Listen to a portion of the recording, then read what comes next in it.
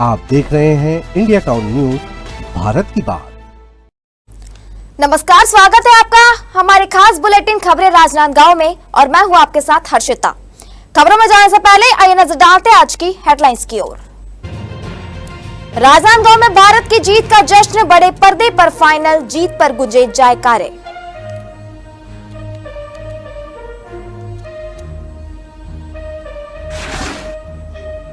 विकास कार्यों का औचक निरीक्षण, जनप्रतिनिधियों ने लिया जायजा, मानकों के अनुरूप पूरा किया जाएगा काम।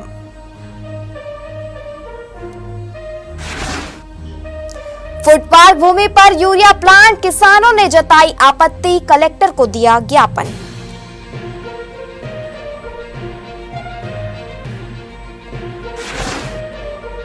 सालेवारा में वन्य जीव तस्कर गिरफ्तार, दोनों तस्कर सलोनी जेल भेजे गए, सतत निगरानी और सख्त कार्रवाई जारी।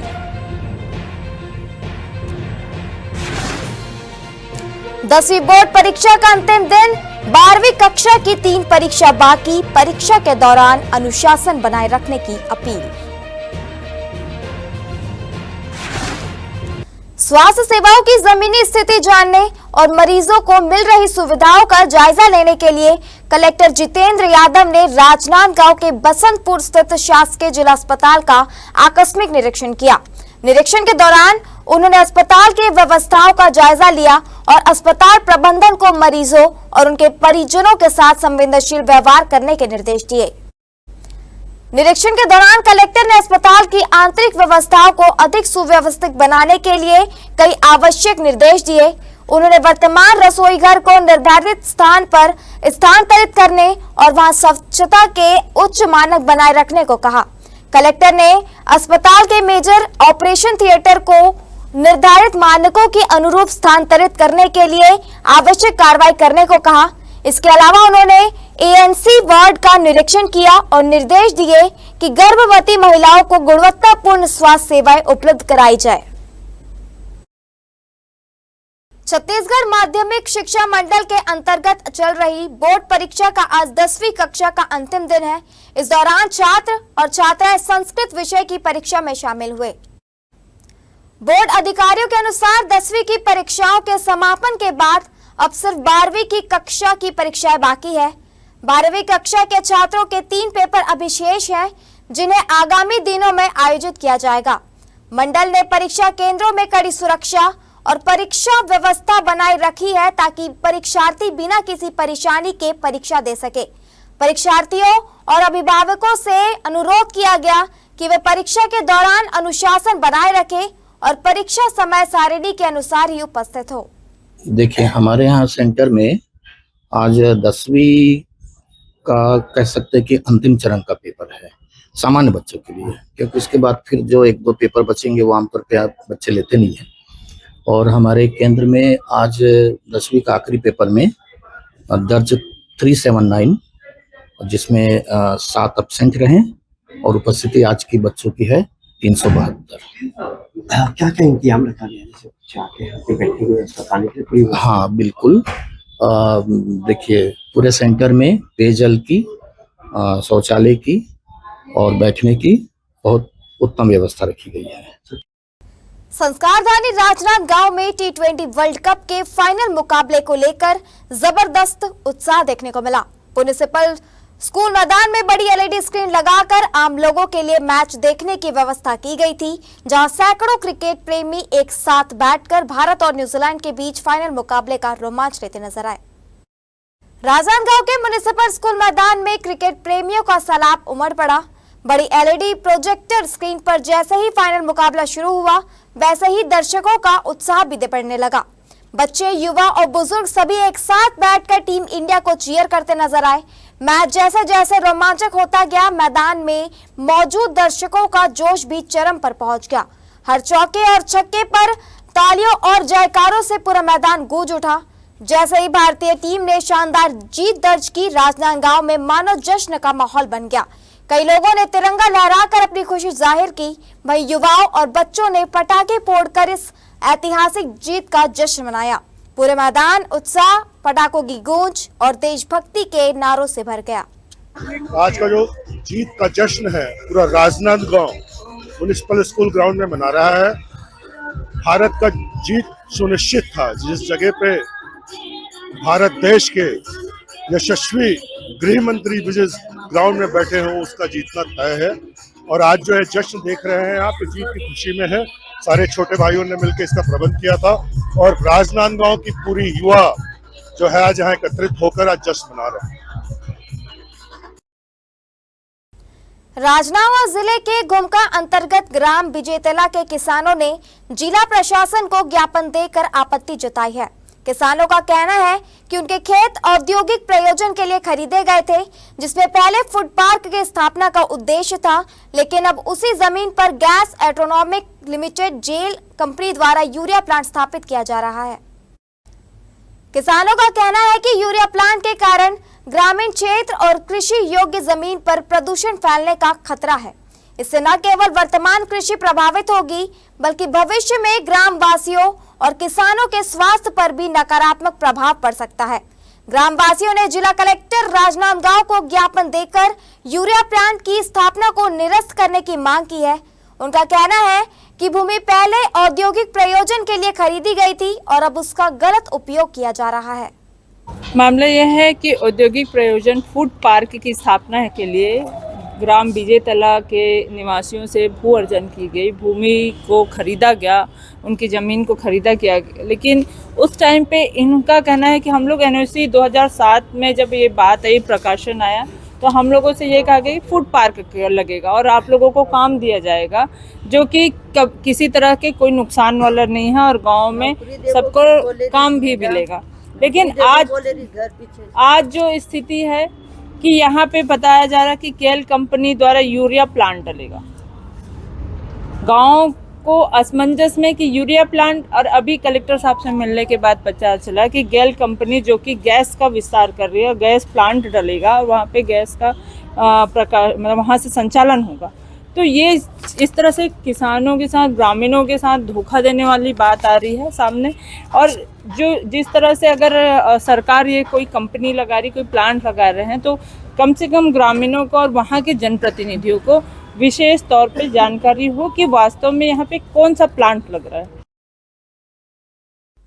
शहर में विकास कार्यों की प्रगति का अवलोकन करने के लिए राजनांदगांव के पूर्व सांसद अभिषेक सिंह, भाजपा जिला अध्यक्ष कोमल सिंह राजपूत और महापौर मधुसूदन यादव ने प्रशासनिक अधिकारियों के साथ शहर के प्रमुख निर्माण स्थल का निरीक्षण किया। इस मौके पर संबंधित विभागों के अधिकारी और कर्मचारी भी उपस्थित थे, जिन्होंने आश्वस्त किया कि सभी परियोजनाओं का कार्य तेजी से और निर्धारित मानकों के अनुरूप किया जाएगा। निरीक्षण के दौरान जनप्रतिनिधियों ने निर्माणाधीन नालंदा परिसर, अंतर्राष्ट्रीय हॉकी स्टेडियम में लाए जा रहे एस्ट्रो टर्फ और कृष्ण कुंज का दौरा कर वहां चल रहे कार्यों की प्रगति की जानकारी ली। अधिकारियों ने उन्हें निर्माण कार्य की वर्तमान स्थिति और आगामी योजनाओं के बारे में अवगत कराया। इस मौके पर पूर्व सांसद अभिषेक सिंह ने अधिकारियों को निर्देश दिए कि सभी विकास कार्य तय समय सीमा के भीतर गुणवत्ता के साथ पूरे किए जाएं, ताकि शहर वासियों को बेहतर सुविधाएं मिल सके। उन्होंने कहा कि नालंदा परिसर युवाओं के लिए अध्ययन का उत्कृष्ट केंद्र बनेगा, जबकि अंतर्राष्ट्रीय हॉकी स्टेडियम में एस्ट्रो टर्फ लगातार तैयारी होने से खेल प्रतिभाओं को नया मंच मिलेगा। ये निरीक्षण शहर में विकास कार्यों की पारदर्शिता और समयबद्धता सुनिश्चित करने की दिशा में एक महत्वपूर्ण कदम माना जा रहा है।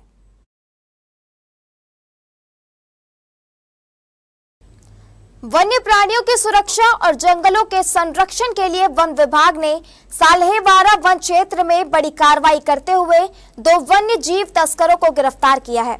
वन विभाग ने कहा कि क्षेत्र में वन्य जीवों की सुरक्षा सर्वोच्च प्राथमिकता है। विभाग अवैध शिकार और तस्करी के खिलाफ सतत निगरानी और सख्त कार्रवाई जरूर करेगा। जानकारी के अनुसार वन विभाग की टीम ने सतर्कता और गुप्त सूचना के आधार पर वाहन को रोककर जांच की, जहां वाहन में 2 जंगली सुअरों का अवैध परिवहन पाया गया। वन विभाग ने वाहन जब्त कर 2 आरोपियों को गिरफ्तार किया। मामले में आरोपियों के खिलाफ वन्य जीव संरक्षण अधिनियम की धाराओं के तहत प्रकरण दर्ज कर उन्हें न्यायालय में पेश किया गया, जिसके बाद मामले की गंभीरता को देखते हुए दोनों आरोपियों को सलोनी जेल भेजने का आदेश दिया गया। अंतर्राष्ट्रीय महिला दिवस के अवसर पर गोदग्राम सोनपुरी की लीलेश्वरी वर्मा और सोहदरा पाल को राज्यपाल द्वारा सम्मानित किया गया। इस कार्यक्रम का आयोजन लोक भवन में किया गया, जिसमें राज्य के 280 महिलाओं ने भाग लिया और 20 महिलाओं को विशेष रूप से सम्मानित किया गया। आपको बता दें कि सोनपुरी की लीलेश्वरी वर्मा ने महिलाओं के लिए किए जा रहे सामाजिक कार्यों और लखपति दीदी के रूप में अपनी पहचान बनाते हुए किराना व्यवसाय से अपनी आजीविका गतिविधियों के लिए सम्मान प्राप्त किया है। इसके बाद सोहदरा पाल को बकरी पालन, महिलाओं को स्वच्छता, आजीविका एवं सामाजिक कार्यों से जोड़ने के लिए सम्मानित किया गया। इस अवसर पर राज्यपाल ने अपने संबोधन में महिलाओं को सशक्त बनकर आगे जाने और राज्य एवं देश के विकास में योगदान देने की अपील की। उन्होंने सभी से समाज के जरूरतमंदों की मदद करने, स्वच्छता बनाए रखने और अपने आसपास सकारात्मक कार्य करने की प्रेरणा दी है। अखिल भारतीय कायस्थ महासभा के महिला प्रकोष्ठ द्वारा स्थानीय सांस्कृतिक भवन में भगवान चित्रगुप्त की पूजा अर्चना और होली मिलन समारोह का आयोजन किया गया। प्रतिवर्ष होली के बाद आयोजित होने वाली इस पारंपरिक पूजा में समाज के लोगों ने कलम दवात के देवता भगवान चित्रगुप्त की आराधना कर सुख समृद्धि की कामना की। 8 मार्च को आयोजित इस कार्यक्रम में अंतर्राष्ट्रीय महिला दिवस को अस्मिता उत्सव के रूप में मनाया गया, जिसमें समाज की महिलाओं को उनकी विशिष्ट भूमिका और योगदान के लिए सम्मानित किया गया। कार्यक्रम का मुख्य आकर्षण फूलों की होली रही, जिसमें उपस्थित लोगों ने आपसी प्रेम, सौहार्द और उत्साह के साथ खुशियां साझा की। इस अवसर पर महिला प्रकोष्ठ की अध्यक्ष दीप्ति श्रीवास्तव सहित अन्य मातृशक्ति उपस्थित रही। प्रदेश कांग्रेस के आह्वान पर खैरागढ़ जिला मुख्यालय में उग्र प्रदर्शन किया गया। जिलाध्यक्ष कोमल साहू के नेतृत्व में बड़ी संख्या में कांग्रेसी अंबेडकर चौक पर जमा हुए और प्रदर्शन करते हुए प्रधानमंत्री नरेंद्र मोदी का पुतला दहन किया। इस दौरान प्रदर्शनकारियों और पुलिस के बीच झड़प भी हुई। कांग्रेसियों ने आरोप लगाया कि दुर्ग के समोदा गांव में भाजपा नेता द्वारा 10 एकड़ जमीन में अफीम की खेती सत्ता संरक्षण का प्रमाण है। वही घरेलू गैस सिलेंडर में 60 रुपए और कमर्शियल सिलेंडर में 115 रुपए की बढ़ोतरी को आम जनता पर डाका बताया। आपको बता दें कि जिला कांग्रेस के वरिष्ठ नेताओं में पूर्व विधायक गिरवर जंघेल भी शामिल थे। उन्होंने चेतावनी दी कि अगर कीमतें वापस नहीं ली गई और दोषियों पर कार्रवाई नहीं हुई तो आंदोलन और भी उग्र होगा। आज पुतला दहन जिला कांग्रेस कमेटी द्वारा किया गया है। प्रदेश कांग्रेस कमेटी का आह्वान हम सबको कल मिला और छत्तीसगढ़ में अभी आप लोगों ने देखा है कि कैसे नशे के कारोबार, जो अफीम की खेती भाजपा के लोग सरकारी संरक्षण के वजह से ही कर पाए हैं। और आज जो एलपीजी में बढ़ोतरी हुई है, घरेलू गैस में और कमर्शियल गैस में, उसके विरोध में हम कांग्रेस जन आंदोलन करते हुए आज प्रधानमंत्री का पुतला दहन हम लोगों ने किया है। स्थानीय जो विधायक है वो अनुपस्थित है। जिला का स्थानीय विधायक जी अभी कुछ देर पहले थी, आज दिन भर उनका भी प्रोग्राम रहा, शादी में अटेंड करके वो पहुंच रही होंगी। बात हुई थी उनसे और वो पहुंचने ही वाली हैं। आगे पीछे हो जाता है, सब लोग टाइम हो जाता है आगे पीछे। अंतर्राष्ट्रीय महिला दिवस के अवसर पर जिले के मिनी स्टेडियम में वृहद महतारी सम्मेलन का भव्य आयोजन किया गया, जिसमें बड़ी संख्या में महिलाओं ने भाग लिया। कार्यक्रम के दौरान बस्तर से वर्चुअल माध्यम से मुख्यमंत्री विष्णुदेव साय ने महतारी वंदन योजना की 25वीं किस्त जारी की और योजना के पात्र हितग्राहियों से संवाद किया। इस दौरान जिले के लगभग 80,000 हितग्राहियों के खातों में 7 करोड़ 46 लाख रुपए राशि ट्रांसफर की गई। इस मौके पर मंच से महिलाओं को शासन की विभिन्न जन कल्याणकारी योजनाओं की जानकारी दी गई। इसके अलावा कई महिलाओं और बच्चों को उनके उत्कृष्ट कार्यों और उपलब्धियों के लिए सम्मानित भी किया गया। अंतर्राष्ट्रीय महिला दिवस के उपलक्ष्य में मुख्यमंत्री महोदय जी से सीधा बातें हुई है और मुझे जो पैसा मिलता है महतारी वंदन से, उसको इकट्ठा करके मैं सिलाई मशीन खरीदी हूँ और सक्षम योजना से जो पैसा मिला है उसका ई रिक्शा भी खरीदी हूँ और दोनों को चलाती हूँ मैं। तहे दिल से धन्यवाद देना चाहती हूँ मुख्यमंत्री जी को। धन्यवाद। अंतर्राष्ट्रीय महिला दिवस के अवसर पर आज ये कार्यक्रम आयोजित किया गया था और इस बस्तर से माननीय मुख्यमंत्री जी ने 25वीं किस्त जारी की है। हमारे जिले में महतारी वंदन योजना के अंतर्गत 80,000 से अधिक महिलाएं महतारी वंदन से लाभान्वित हो रही हैं और लगभग 7.46 करोड़ की राशि जो है हमारे जिले की महिलाओं को भी जारी हुआ है। और जैसे कि आज पूरे प्रदेश भर में अंतर्राष्ट्रीय महिला दिवस का कार्यक्रम मनाया जा रहा है और इस कार्यक्रम में हमारे माननीय मुख्यमंत्री आदरणीय विष्णु साय जी के द्वारा महतारी वंदन की 25वीं किस्त भी जारी की गई है। तो मैं सभी बहनों के तरफ से हमारे माननीय मुख्यमंत्री जी का धन्यवाद देती हूँ। ये महतारी वंदन सिर्फ एक आर्थिक रूप से ही मदद नहीं है, ये महिलाओं में आत्मनिर्भरता भी जगाती है, महिलाओं में साहस जगाती है और उनके सपनों को नई उड़ान भी दे रही है। हमारे खास बुलेटिन खबरें राजनांदगांव में फिलहाल इतना ही। आप बने रहिए इंडिया टाउन न्यूज के साथ। नमस्कार। आप देख रहे हैं इंडिया टाउन न्यूज, भारत की बात।